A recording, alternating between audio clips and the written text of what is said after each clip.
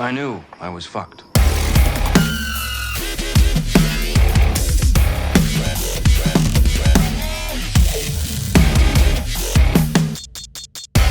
A list of mysteries that I believe Investigator 6ix9ine should solve. Oh my God! Here we go. Investigator 6ix9ine. I'm just gonna list a couple. Where off. in the world is Tekashi 6ix9ine? The first one. We should definitely immediately put him on what the fuck is going on with Corona. He needs to figure that out. Is it a lab created thing? Is it the wet market? Is it going to come back? Is it going to spike? Who's going to win New the York election? was a hotbed for Corona, and he is the king of New York. We need to put him on that. We have to get him to figure out whether or not Epstein really did kill himself. That's got to be number two.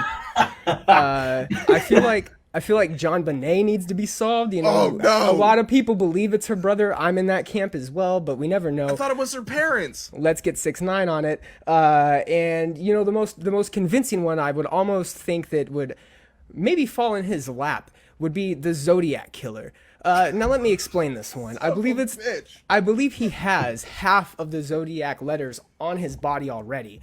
And I feel like if he was just to transcribe it, if he was just to put it into like real plain English for everybody, he could crack the case. So I believe the Investigator 6ix9ine should be doing that. Shouts to the 8 viewers we immediately lost when we did this segment. Oh no. You're missing out. Oh man. I do rap myself actually sometimes. Whoa. I'm not good at freestyling or anything like that, but like I have a couple of songs that me and some friends made, and they've just sat on my computer for like a couple of years. So do you want me to send you one? Yes, let me just say, what are you talking about? What? Same AF. I don't freestyle. I like to pen and pad it. I rapped all through high school. So when you do move to Austin, we need to start a gangster rap group and lie about everything in our songs. Oh yeah. Well, see, it's kind of satire. You know what I mean? My rap project. Beautiful. But, That's even better but because yes. I told Matt, hey, nobody wants to hear satire rap, Matt. Yeah. Matt was like, I think I'm going to start writing again. And I was like, about what? I think I'm just going to start, making like joke songs. And I was like, please don't. Yeah. Please No, don't. Now is the time. Okay. Now is the time for satire rap. Okay. We've got thirsty white folks that love that shit. Okay. I'm just saying. You know what I mean? So yes, satire. I can't wait to hear it. Just saying.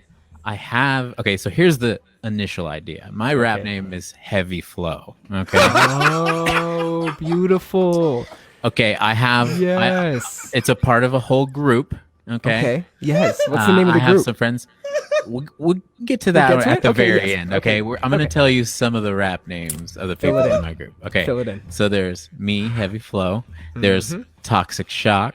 Oh no! There's Notorious VAG. No! There's T-Pawn.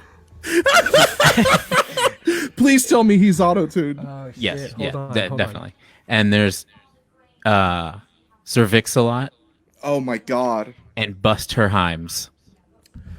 So the Oh, rap. okay. So the A rap. plus on creativity. Can we A guess? plus. What's Can the we rap guess? group? Yeah. Is yes. it like it plays in, right? Yeah. Okay, hold on. The vagina monologues. I don't know. It's very just vagina shit. related. Just think of a rap group that has too many people. First of all, Okay, yeah.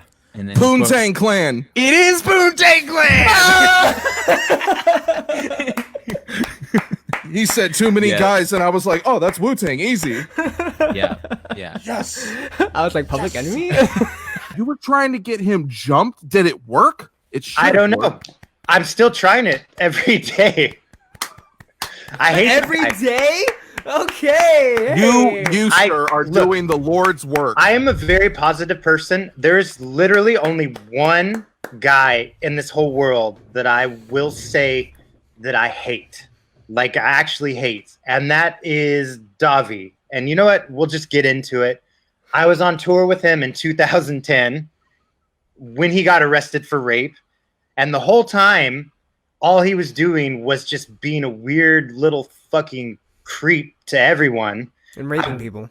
And yeah, dude, I was there when he got pulled off the stage by policemen, thrown into a car, and then I was outside listening to the little 16-year-old girl give the account of how he forced her head down and then fucking left her in a different parking lot, and she had to like walk back. So that would be the second time that I was told that Dahvey forced a girl's head into his crotch. Yeah.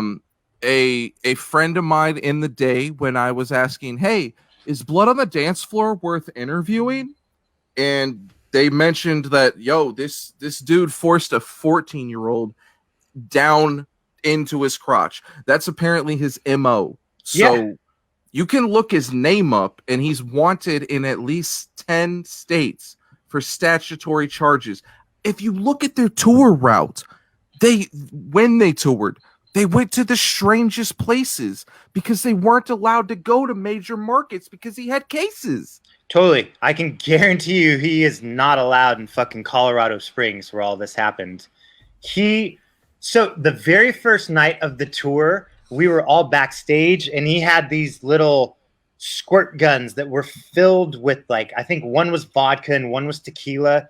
Oh my God. He just started, like, he was squirting them into, like, all these fans' mouth on stage. And I'm like, okay, that's, like, suspicious. You're going to get in trouble for that. But then after the show, we were all backstage, and we were all talking, and he brought some little girls in. And I kid you not, these are, like, 13-year-old girls with, like, braces and shit.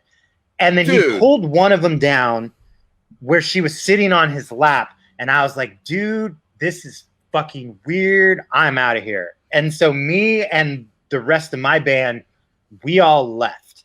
The second day of tour, he got mad at me because the first day he bought one of those. You guys remember those little the little auto-tune pedals that everyone was using way back in the MySpace days? I was in charge of turning it on and off at a show one time. Yeah. So the very first day of the show, the very first day of the tour, before I knew this guy, he was like, "Hey man, you got a lot of electronics. Can you help me set up this pedal?" So I set up his dumb little fucking auto-tune pedal, and then I was like, "Okay, here's how you do it. This goes in here. This goes in here. Here are your settings. Whatever." The second day of tour, he yelled at me for not setting up his auto-tune pedal. And How dare you? And I was like, are you kidding me? Like, I'm your supporting band. I'm not your employee. I'm not your tech. I'm not your fucking merch guy. You're not earning a paycheck from that crap band. I was like, if you, and he came at me like really hard in front of people. And so I was like, if you come at me like this again, we're going to step outside and we're going to have some like, we're going to deal with this. There's going to be some literal blood on the dance floor. Yo, yeah. Bitch. So already on the tour, before this shit happened, I was already at odds with him and wasn't talking to him, wasn't sharing a backstage room with him. When he got arrested, we had already gone. It was like 2 weeks in. And like since the second day, I hadn't said anything because he treated his staff like shit. He didn't pay him. He was disrespectful to everyone. Everything about the guy was like trash person, just ultimate trash person. And then that was not even including like all his weird pedophilia bullshit that he's involved in. And then once he got arrested, we continued doing the tour with his co-frontman Garrett at the time, who was actually a really good dude. We kept doing it because we didn't want to like have to go back home. We needed to, it just made sense to keep the tour going.